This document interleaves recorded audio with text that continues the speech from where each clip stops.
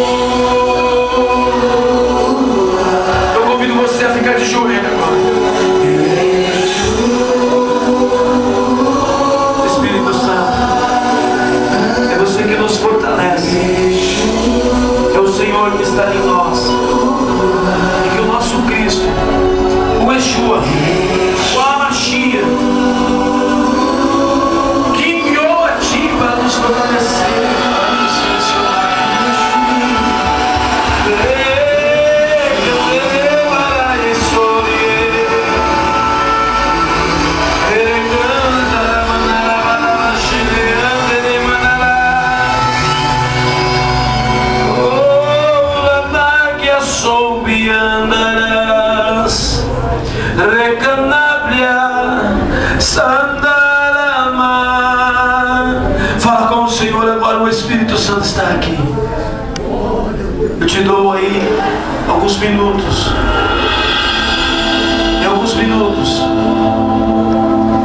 Para você poder falar com Ele. Nós vamos entrar na ceia. Pai, perdoa os nossos pecados, perdoa nossas transgressões, as nossas iniquidades, as nossas falhas, Pai. Somos homens carnais, quantas vezes temos falhado.